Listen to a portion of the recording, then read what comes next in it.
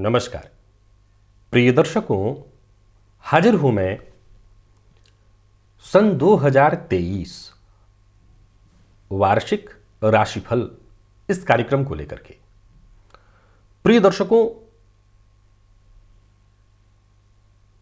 मैंने पूर्व में आपको बताया था कि जब प्रतिदिन के राशिफल को देखा जाता है तो सभी ग्रहों के साथ साथ मुख्यतः चंद्रमा और चंद्र नक्षत्र के आधार पर, साथ ही साथ उसके लिए अष्टक वर्ग भी सहयोगी होता है, प्रतिदिन का राशिफल देखा जाता है। मासिक राशिफल में सर्वाधिक सहयोगी ग्रह सूर्य होते हैं और यदि वर्ष की चर्चा करनी हो तो वहां देव, गुरु, बृहस्पति, शनि और राहु, मुख्यतः इन तीन ग्रहों को ही आधार रख करके पूरे वर्ष की गणना की जाती है। प्रिय दर्शकों, बीते दिनों मैंने आपको शनिदेव के संबंध में कुछ बातें बताई। शनिदेव इस वर्ष कैसे मेष से लेकर के मीन राशि पर्यंत प्रत्येक राशि के जातकों को प्रभावित करने वाले हैं। फिर हमारी चर्चा गुरु से संबंधित हुई, राहु से संबंधित हुई।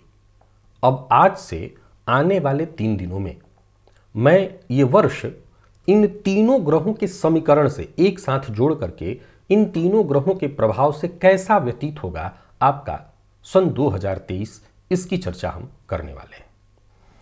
प्रिय दर्शकों, वैसे तो मैं प्रतिदिन का राशिफल आपको बताता ही हूं, सो प्रतिदिन आपका कैसा बीतने वाला है आप मुझसे हर दिन सुनते ही हैं।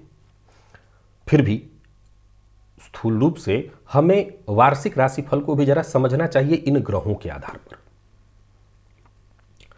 चलिए चर्चा प्रारंभ करते हैं। प्रिय दर्शकों, मैं इस कार्यक्रम को अगले 3 दिनों में पूरा करूंगा। आज मैं 4 राशियों की चर्चा करूंगा, कल 4 और पुनः परसों 4। तो आज मेष, वृषभ, मिथुन और कर्क, इन 4 राशि के जातकों के लिए ही इस वार्षिक राशिफल का ये कार्यक्रम है। आप अपने राशि के हिसाब से इसको देखिए और समझ लीजिए। चलिए सबसे पहली चर्चा हम मेष की कर लेते हैं। मैं इस कार्यक्रम को बोर्ड पर नहीं दिखा रहा हूं, आप बगल में यहाँ इस चार्ट में अपनी राशि के हिसाब से ग्रहों को देखिए। मुख्यतः मैं 3 ग्रहों को ही आपके सम्मुख रख रहा हूं। अब कई लोगों के मन में उत्पन्न होगा कि बाकी के भी तो ग्रह हैं, उनका प्रभाव नहीं। मैंने क्या कहा कि मैं प्रतिदिन का राशिफल आपको बताता हूं और बाकी के जब ग्रह मासिक रूप से राशि परिवर्तन करते हैं तो उनकी राशिफल आपको समझाता ही हूं। मुख्य रूप से देव, गुरु, बृहस्पति का एक जो संवत्सर का समय होता है, पूरा 12 से 13 महीने का समय, एक प्रभाव उनका 2.5 वर्ष का शनिदेव का और राहु का 18 महीने का। तो ये मूल रूप से इन्हीं के प्रभाव को हमें समझना है आज। तो मेष राशि के जातकों के लिए, अच्छा एक और बात आपको बता दूं कि इस राशिफल को आप अपने चंद्र राशि और लग्न दोनों के आधार पर देखिए और समझिए। मेष के लिए देखा जाए तो देव, गुरु, बृहस्पति वर्ष के प्रारंभ में 17 जनवरी को ही शनिदेव राशि परिवर्तन करके कुंभ में आएंगे, तो ये आपके लिए लाभप्रद स्थिति उत्पन्न करेंगे। ये मैंने आपको समझाया था कि लाभ में कहीं ना कहीं अच्छी स्थिति उत्पन्न होगी। लेकिन शनिदेव की दृष्टि आपके चंद्र कुंडली पर अर्थात मेष राशि पर पड़ने से कार्यों में विलंब की स्थिति उत्पन्न होगी, हर कार्य डिले होगा। अब वहां एक और तथ्य निकल करके आया था कि राहु भी लग्नगत होंगे, फलतः केवल डिले ही नहीं होगा, वरन परेशानी होगी। अप्रैल तक देव, गुरु, बृहस्पति 12वें होने के कारण व्ययाधिक्य की स्थिति उत्पन्न होगी और संभव है कि वो जो खर्च हो वो व्यर्थ की चीजों पर, परेशानियों पर खर्च हो।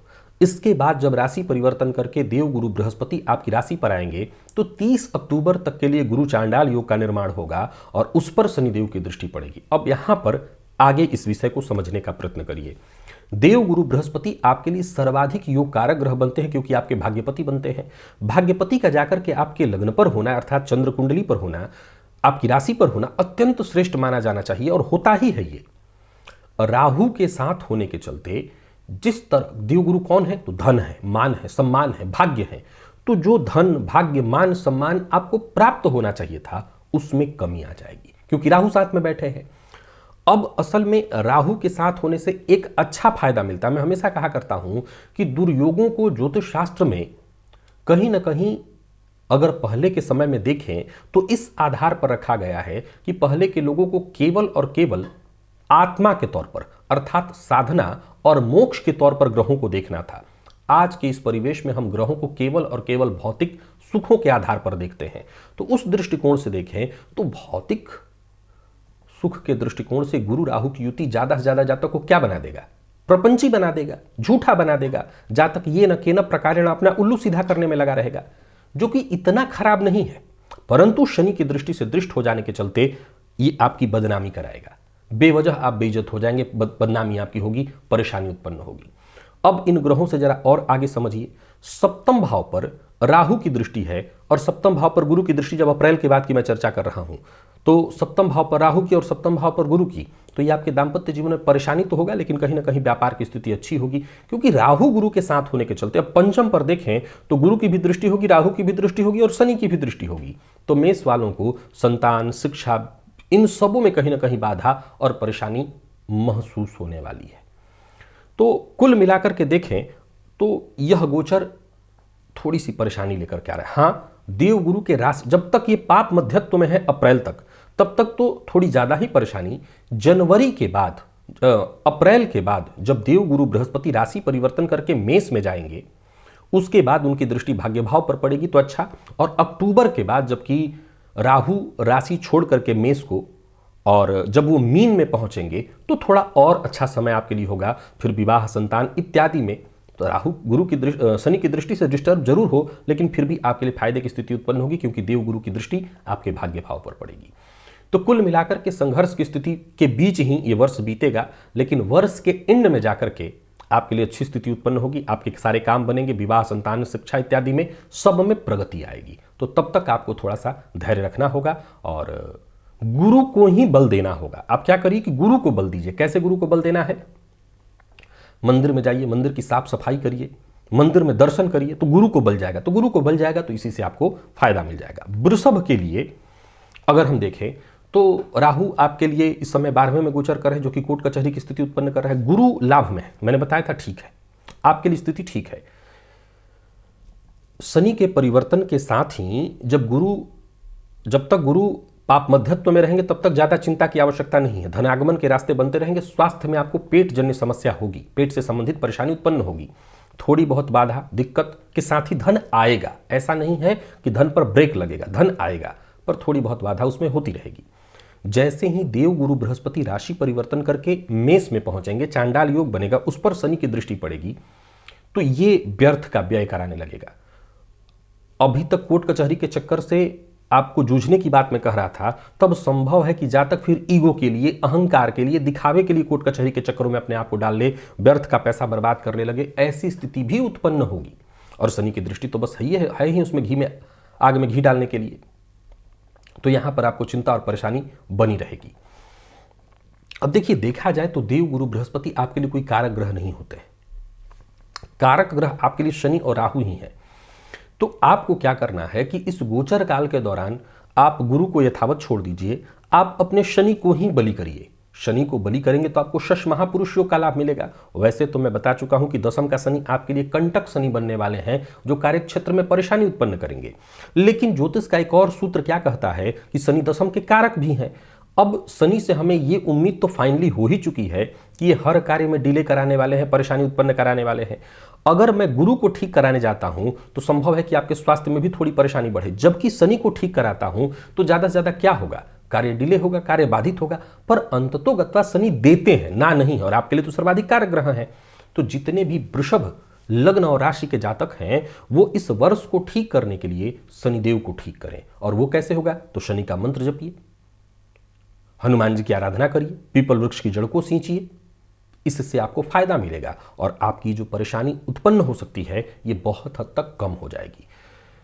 कुल मिलाकर के देखा जाए तो वृषभ के लिए मैं पहले भी कह चुका हूं कि उतनी परेशानी नहीं है। जो थोड़ी बहुत दिक्कत, कष्ट, परेशानी आ रही होगी वो शनिदेव को ठीक करके उसे और आप अच्छा कर सकते हैं। तो जनवरी के बाद से ही शनिदेव जैसे राशि परिवर्तन करते हैं, अभी नवम में है, दशम में जाएंगे, शश महापुरुषों का आपको लाभ देंगे। कंटक शनि भी ये बनेगा। तो कंटक शनि से मैं कह चुका हूं बहुत डरने की आवश्यकता नहीं, कार्य में बाधा है, बस हनुमान जी की शरण में आ जाएंगे, ठीक होगा।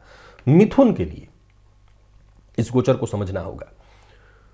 वर्ष के प्रारंभ में 17 जनवरी को जब शनिदेव राशि परिवर्तन करेंगे तो आपके लिए अष्टम से नवम में आ जाएंगे। नवम में आने के चलते आपकी ढैया पहले तो समाप्त हो जाएगी, जो कि आपके लिए थोड़ी सी राहत की बात है। इस दौरान देव गुरु बृहस्पति अप्रैल तक पाप मध्यत्व में आपके लिए होंगे।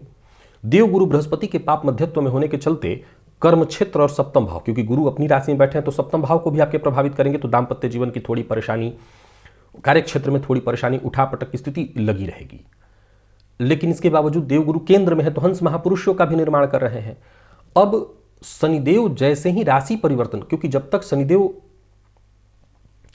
सप्तम में हैं आपकी राशि, अष्टम में हैं आपकी राशि से, तब तक इसके बाद जब आप मध्यत्व में डाल देंगे तो उतना ज्यादा परेशानी नहीं रह जाएगा। कार्यक्षेत्र में थोड़ा बहुत उठापटक अब तो सीधी सी बात है रहनी ही रहनी है, उतना ही।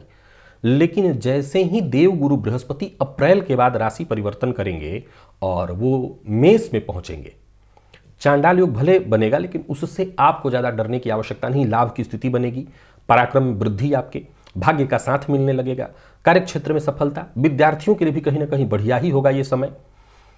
संतान पक्ष में थोड़ी बहुत चिंता जरूर आए, लेकिन संतान पक्ष को लेकर के थोड़ा चिंतित होना पड़े, लेकिन फिर भी गुरु की दृष्टि है, अपना रिजल्ट अच्छा ही होगा। तो कुल मिलाकर के देखा जाए तो आपको भी मैं यही सलाह देता हूं कि आपको बहुत चिंतित होने की आवश्यकता नहीं है। सन 2023 कमोबेश समझ लीजिए कि 70% आपको लाभ देगा और आपको फायदा देगा। थोड़ी बहुत उतार चढ़ाव की स्थिति रहे, परंतु 70% लाभदायी आपके लिए सिद्ध होगा। शनिदेव की दृष्टि से थोड़ा बहुत पेट से संबंधित आपको परेशानी हो सकता है, तो खान पान पर नियंत्रण रखिएगा और बाकी यह गोचर आपके लिए ठीक ही होगा। 2023 को आप अपने लिए ठीक ठाक मान करके चलिए। आपको क्या करना है, आप भी अपने शनि को ही ठीक रखिए। तो शनि को ठीक रखने के लिए, बल्कि मैं तो सलाह देता हूं कि शनि को ठीक करेंगे तो साथ साथ आपके गुरु भी ठीक हो जाएंगे। आप हनुमान जी के मंदिर में जाया करिए। हनुमान जी के मंदिर में जाना, मंदिर जाना हो गया देवता मंदिर, तो इसमें गुरु ही ठीक हो रहे हैं और शनिदेव भी ठीक हो जाएंगे। तो आप हनुमान जी के मंदिर में नियमित जाइए, उनका दर्शन करिए, फिर आपके लिए 2023 ज्यादा चिंता की बात नहीं रह जाएगी। और कर्क के लिए, अगर मोटे तौर पर कर्क के लिए समझें तो सबसे पहले जनवरी से लीजिए। जनवरी में 17 तारीख के बाद जब शनिदेव राशि परिवर्तन करेंगे तो वह आपकी राशि से अष्टम में आ जाएंगे। अष्टम में आते ही क्या होगा आपके लिए, तो ढैया लग जाएगी। अब देव गुरु बृहस्पति जब तक आपकी राशि से नवम में रहेंगे यानी मीन में, तो पाप मध्यत्व में आ जाएंगे। तो पाप मध्यत्व में आ जाने के चलते वो जो भाग्य का साथ आपको मिलना चाहिए था पहले, तो वो नहीं मिल पाएगा, भाग्य बाधित हो जाएगा आपका। अब कोई भी काम वक्त पर न होना, हर मामले में परेशानी उत्पन्न होना, गुरु का जो प्रभाव आपको मिल सकता था, गुरु के जिस प्रभाव की हर आपको विशेष रूप से आकांक्षा थी, क्योंकि गुरु आपके भाग्यपति बनते हैं, वो कहीं ना कहीं बाधित हो जाएगा। तो अब भाग्य ही जब बाधित हुआ तो कार्य क्षेत्र से लेकर के जीवन का हर क्षेत्र बाधित माना जाएगा। और ऊपर से जब ये गुरु राशि भी परिवर्तन कर रहे हैं तो चांडाल योग में दशम में जाएंगे और शनि की दृष्टि से दृष्ट होंगे, सो कार्य क्षेत्र में परेशानी। यानी इसका मतलब क्या हुआ, पहले तो आप ढैया में रहेंगे, ढैया के चलते मानसिक अशांति और परेशानी तो हो ही रही थी। वहां यह देखा जाता है कि क्या गुरु के प्रभाव से कुछ राहत मिल सकती है, तो वो गुरु भी कहीं ना कहीं बंधन में ही है, पीड़ित ही हैं। फलतः वो गुरु भी वो सहयोग नहीं कर पाएंगे अक्टूबर तक। 30 अक्टूबर के बाद जब गुरु राहु से अलग होंगे तो कुछ राहत जरूर मिलेगी। ऐसा नहीं क्योंकि धर्म कर्माधिपति योग एक तरह से बनेगा, धर्म भाव का मालिक कर्म में गोचर कर रहा होगा, तो थोड़ी राहत की सूचना जरूर है। 100% राहत उसे भी मैं नहीं कहूं, क्योंकि शनि की दृष्टि तो तब भी रहेगी, शनि तो भी लंबा रहने वाले हैं, तो वो तो रहेगा, पर फिर भी थोड़ी राहत तो वो अक्टूबर के बाद है। लेकिन तब तक उतार चढ़ाव, परेशानी, मानसिक अशांति होने वाली है। क्या उपाय है, आप अपने देव गुरु को बलवान करिए, केशर का तिलक लगाइए और हनुमान जी की आराधना करिए, क्योंकि ढैया तो ऐसे ही आपको पीड़ित करने वाली है। तो हनुमान जी की शरण में रहिए, हनुमान जी के लिए मंदिर जाइए, उससे शनि भी ठीक रहेंगे और देव गुरु को भी बल मिलेगा। और केसर का ज़्यादा से ज़्यादा इस्तेमाल करिए, पीले रंग का वस्त्र गुरुवार के दिन धारण करिए, ताकि इस गोचर से आपको थोड़ी राहत मिल जाए। 4 राशियां जिनकी मैंने चर्चा की, मैं अब यहां पर एक मोटे तौर पर फिर से इस बात को समझाना चाहता हूं, क्योंकि बहुत से लोग होंगे वो ये सोच रहे होंगे कि अब लगभग, हालांकि मिथुन के लिए मैंने अच्छा ही कहा, वृषभ के लिए अच्छा ही कहा, मेष और कर्क के लिए मैंने अच्छा नहीं कहा। मैं एक बात बताना चाहता हूं, फिर से समझाना चाहता हूं कि गोचर की बात को हमेशा ध्यान में रखिएगा, ये मौसम की तरह है। जन्म कुंडली की स्थितियों पर ही ये निर्भर करता है। तो आपकी कुंडली में अगर दशा कोई अकारक चल रही हो, तब तो मेरे द्वारा कही हर बात अक्षरशः परेशानी वाली जो मैं कह रहा हूं घटित होगी। और दशा कोई उतनी बुरी नहीं चल रही है तो फिर कहीं ना कहीं शांति से आप इस गोचर को पूरा कर लेंगे। तो मैंने जो जो उपाय आपको बताया है उन उपायों का पालन करिए और फिर इस समय, इस काल को पूरा कर लीजिए। प्रिय दर्शकों, आज के लिए बस इतना ही, इजाजत दीजिए। कल पुनः 4 राशियों की चर्चा लेकर के मैं आप सबके सम्मुख उपस्थित होऊंगा। तब तक के लिए नमस्कार।